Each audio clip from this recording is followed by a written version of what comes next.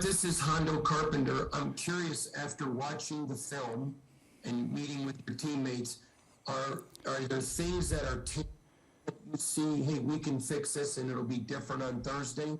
Or are the changes intangible and it's going to have to be a wait and see?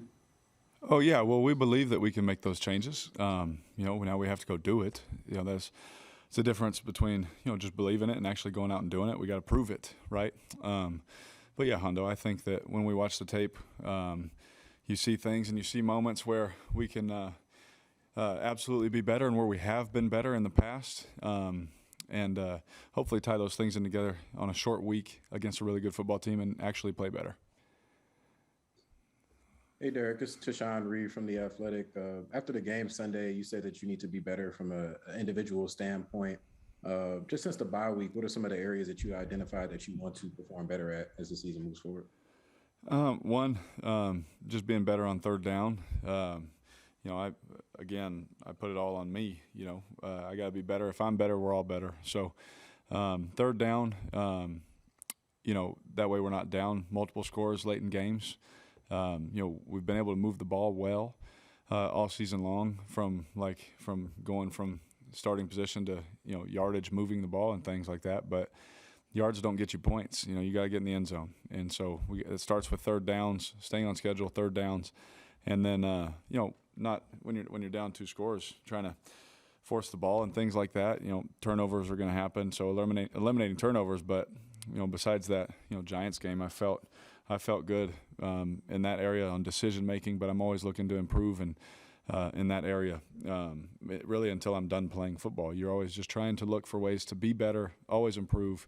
But that's for everybody. Hey, Derek, this is Vic. Last night, Foster had an interesting point, I thought. He said that even when you guys were 3-0, you guys weren't playing that well. Is that something you also saw back then?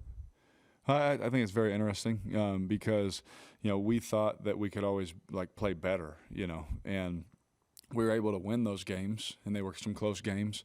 But we had some things go on in those games that we're not getting away with right now. When we got away with them then, and when you win, it feels good and all that kind of stuff. But us inside the building, we were looking at those things and saying, man, we have to do these things better or it's going to come up and get us. And it has in the last couple of weeks. Derek, something that was noticeable was the fact that all the way up until the fourth quarter, you weren't sacked, and the fact that there was no pre-snap penalties by your offensive line. Just from what you saw in this last game, do you believe that your offensive line is really starting to peak and trend upwards of what they can do going into the rest of the season? Yeah, I think they played really well, and I think I can't remember what week it was, but I think that they keep getting better. They're a good group of guys that work extremely hard with good coaches, and that's usually a recipe for, it's not always a recipe for perfect success, but it's a recipe for getting better. So I really believe that they are getting better. They're playing good football. I'm proud of those guys because they've worked extremely hard, moving positions, getting a starting nod, all that kind of stuff. And they've played against some really good players, and they're doing a good job. So I love those guys more than anything, so I'm thankful for them.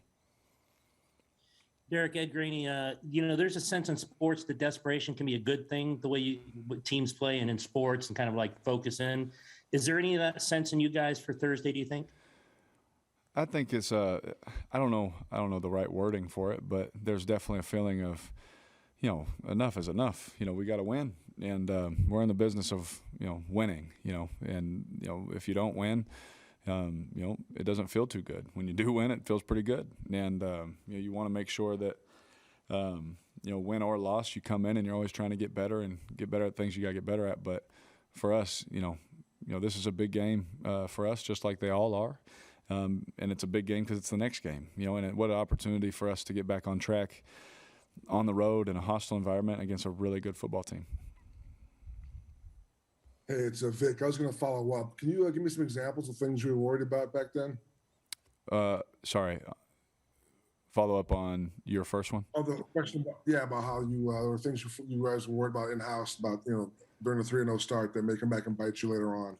I'll let if the coaches want to talk about certain positions and things like that. I'm just worried, about me. Making sure that I'm always as accurate as possible, making sure I'm always making the perfect decision, the right check, exactly what the coach wants, and things like that. But if, Ole or Coach Bisaccia want to talk about like other positions, like I'll let him, but from my perspective, like I'll talk about, ways that I could be better.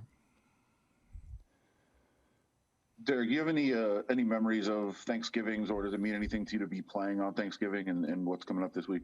Yeah, absolutely. I mean, I grew up, my whole mom's side of the family was Cowboy fans. My middle name's Dallas. Because of that, we grew up, and my papa would preach, and we'd go to his house, we'd eat, and we wouldn't eat at a table. We'd eat with TV trays, watching the Cowboys play. And, a lot of memories, being able to meet some of these guys, and, from the mid 90s, late 90s, those teams, meeting some of those players and getting to know them, Dion, and he was my favorite player, growing up just on the Cowboys. He was so fun to watch. And, I definitely have a lot of memories. If you grew up in that time, unless you're a Niners fan, it was really fun to watch those guys play and try and emulate them. All right. Thank you, Derek. Appreciate it. Thank you.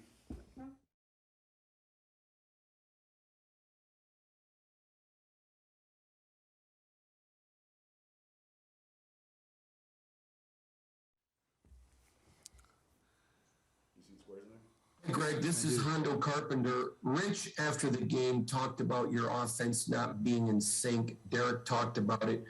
I'm curious, being able to see the film, what are some reasons that you've been able to identify, not asking you to give away secrets, but some things you've been able to identify for the struggles? No, we just didn't execute to the way that we're accustomed to, or to what our expectations are. And that's what I meant by out of sync. The execution part wasn't there. When you look back at the practice reps on tape, and we had some similar looks in the game, which I said, when you're preparing for somebody and you give them the look, and it, the play gets executed in practice and it doesn't get executed in the game, then you got to go back and look at yourself and ask yourself why, as a coach and as a player, and what can we do to help prepare these guys so that they can play their best and execute on Sunday. So there's a couple of plays there that we felt like, we were not in sync on. Greg, just early from watching the tape, what challenge does Micah Parsons bring, and especially with him playing two different positions, trying to have him in the game, playing against him as a linebacker or as a defensive end? Tremendous player, as you guys know, unbelievable athlete, got great rusher.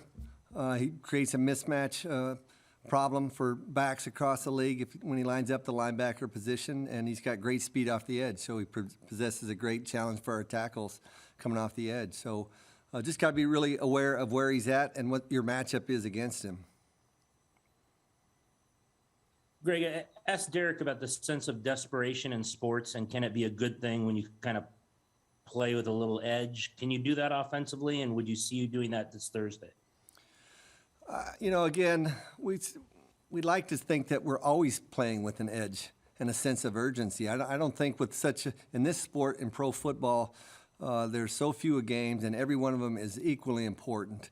We talked about certainly the easiest way to get the playoffs is to win your division, but we don't say those games are any more important than the other ones. So I just think because of such a short schedule, I would hope that all of our players have a real sense of urgency every Sunday when they suit up. Hey, Greg, it's Tashawn Reed from The Athletic. You guys have still moved the ball pretty well as an offense during this losing streak, but you struggled on third downs and in the red zone. Is there anything you need to change from a play calling standpoint, or do you think it's just executing the plays that you're calling better? No, yeah, third downs have been our Achilles heel. It's when you're not staying on the field, which has been the issue. We've kind of stayed on schedule, we like to say, and be in third and manageable situations. And the past 2 weeks we've had 3rd and 3 or less, and have jumped off sides or not gotten a first down. And that's again, that stalls drives out, puts the defense back on the field. So third down has been the big emphasis. Was last week. It will be again this week. Hey, Greg, this is Vic. Last night, Foster Moreau said something I thought was interesting. He said that even when you guys were 3-0, he didn't think you were playing that well. Do you have any concerns back when you were 3-0 about the way things were going? Well, I think at the start of the season, it was about our starts. We need to start faster. And That was probably the biggest issue. As you remember, we had to come from behind in a number of those games and go into overtime. So just playing a complete game in all three phases, playing complementary football with each other, and I'm sure that's what he was alluding to. Coach, you said you'd like to think that the guys in the locker room have a sense of desperation, a sense of urgency, I guess is what you how you put it. Have you felt it? Do you think they do have that? Yeah, I think they have a sense of urgency every Sunday. So maybe I misheard the question. I don't think there's a sense of desperation from anybody. I just think that, our players prepare, to play 17 games in a regular season. I think they understand the urgency needed to get yourself up to play a Sunday in the National Football League. So it would be a very difficult profession to stay in as a player unless you had a real sense of urgency to play on Sunday. So I think they understand the ramifications and the importance of being their best self and playing their best on a game day on a Sunday. Greg, early on against the Bengals, after the defense forced a turnover, you guys had a red zone possession at the 9-yard line and weren't able to punch it in for a touchdown. What do you think the issue has been when you get down in the red zone? You guys have scored a lot of points in that area, but in terms of finishing those drives off with touchdowns? Yeah, that was, again, we just got to do a better job to me in coaching the details. We had the first play of the game, someone had taken Josh's helmet and accidentally put it on their head without realizing it. So we didn't have Josh on the first run of the game, and then the second run of the game was an RPO, a run pass option, and I just got to do a better job of coaching the parameters on those plays. And then on third down, again the same thing, making sure that everybody understands the read, the progression, the protection part of it, and the intent of the play. So it's more a matter of doing a better job of coaching the details in those situations. Hey, Greg, given the difficulties that you've had the last couple of games on those third down situations, any consideration maybe to get Marcus Mariota a little bit more involved situationally in those kind of situations?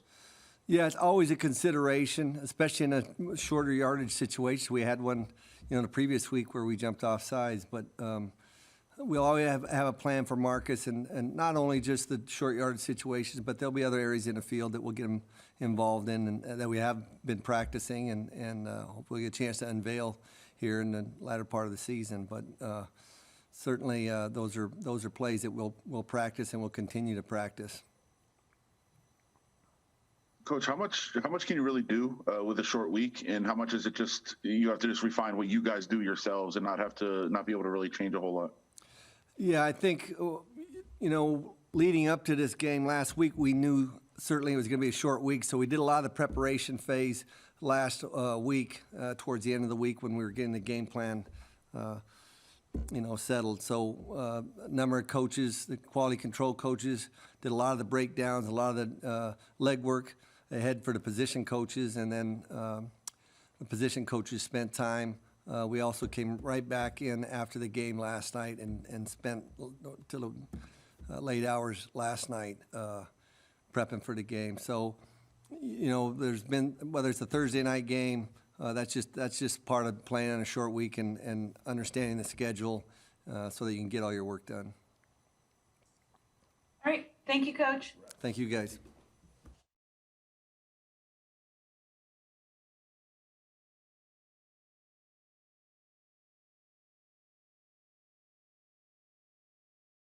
Good evening, everybody. Hey, Gus, this is Tashawn Reed from The Athletic. You guys played pretty well on a play-by-play basis on defense last game, but getting off the field on third downs was an issue. That's been an issue for a couple of weeks now. Have you noticed anything that's led to that trend in particular? Well, it's the penalties, that are coming up, self-inflicted wounds. We just got to play with more discipline. And, it's an aggressive game, and, we talked a lot about getting off and getting that rush going, and you just got to make good decisions on some of those opportunities. We had a sack taken away in one opportunity, and we were out the field on a third down, could have had real good field position for our offense after a punt. But, So we just got to be more disciplined in those situations. Gus, in those situations, and going back to the unique Ngakoue penalty, are those conversations that you can have? I know, like you said, you're taught to play through the whistle. Maybe he doesn't hear a whistle, but what kind of conversations do you have specifically for those type of situations? Yeah, it's just at that point of impact. It's no longer the two-step rule. And same with Brandon Faison. Anytime you lower your head, whether you make contact. But his head did glance off of it. Those are constant conversations we're having with our guys. Our tackling plan, keep your head up, head out of the game, tackle with your shoulder. Those things come in, in the heat of the moment. We've got to make sure that we follow through with that technique. And then Yannick's, he was close, and for so much time it's been a 2-yard rule or two-step rule, but no longer. And you show examples in OTAs, and, you kind of build it on what officials are calling. And, so we just got to, he's aggressive and good get off and good pressure, but then at the end, making good decisions. Coach Gus, of course, the Cowboys are a pass-heavy team with Prescott and all of the weapons that he has to throw to. However, the Raiders have fielded a successful top 10 passing defense in the league. Have you been really impressed with what you've been able to do in the passing game with Casey being able to lead those guys and just have plug-and-play guys come in and be able to fill those roles? Well, you know what? Overall, the breakdown we have, they're a heavier run team. You wouldn't think so, but they're a very committed run team. And, we've got to play at both facets. We felt like last week coming into it, extremely talented on the perimeter, extremely talented at the wide receiver position to eliminate some of the explosive plays that occurred the week before. Thought we did a good job, but the run game got us on a couple times. And, where this game is going to be a great challenge because they're so balanced. They're balanced and they get explosive plays. I think they have 30 explosive runs on the year, and that's not including the passes, something like 60 some explosive passes. So, we're going to have to be on it both in the run game and in the pass game. Hey, Gus, how big or how important, impressive has Denzel been as the quarterback of the defense from that Mike spot? He's done a good job. He's one of our leaders. There's no doubt about it. We put a lot on his plate as far as calling the defense, making the checks on the defense, and then having the ability to also, with that all on your plate, to play fast. So he's playing extremely fast for us right now, making some plays. He's getting some pass breakups as well as tackles. So he had a pretty complete game last game. Coach, I know we've asked you about him before, but Trayvon Merrick as kind of the center fielder, to be a rookie and to step in and play at this high level. I know you guys expected a lot of him, but just how impressive has he been? Well, I really like his demeanor. I mean, not only his on the field play, but it's not too big for him. In practice when you watch him, as far as taking angles and understanding what is asked of him, to play that center field. He had a good, red line to red line, we call it, covering the width of the field and the one on Casey. So he's just playing with a lot of poise, a lot of confidence back there. And, he's been a pretty sure tackler. I know he missed one in the game, but overall, he's played at a pretty high level for us. Gus, I would like to piggyback off of Paul's question on Denzel Perriman real quick. But okay. For a guy to come in as late as he did, character that this team would embrace him so quickly and he would be such a leader. I think I caught all of your question. It cut out a little bit, but yeah, his personality, he's a guy that's going to enjoy it. He's going to enjoy every day, but also when it's time to strap it up, he's there. And when things need to be said, he says it. He takes charge. So the team has really embraced him, the defense. And I think the whole team has. I think they've got a lot of respect for how he plays, some of the things he's trying to do to better his game and improve his tackling and things like that. They respect the part that he's trying to improve on as well. So he's constantly trying to improve, and I think that humility goes a long way with the group. Yes, there were a couple times yesterday where the Bengals were getting to the edge on the left side, and I was just wondering if that's just a situation with the right call against the right look, or run fits on your part, or something that you guys could do a little bit better in that regard? Well, it's a good point. I think there's a combination. I know that at times in the second half, they came out and they got an explosive pass on us, and we changed some things up in order to say, hey, let's not let them get in a rhythm where they feel like they can get explosive passes on us. So some of those were more of a pass defense coverage and stuff. So you put that on me trying to hit it, when they're passing, when they're running. But, that edge is something that Dallas really attacks. And they do a good job attacking the perimeter. They attack inside. So we're going to have to be better this week on those perimeter runs. All right. Thank you, guys. Okay, thank you.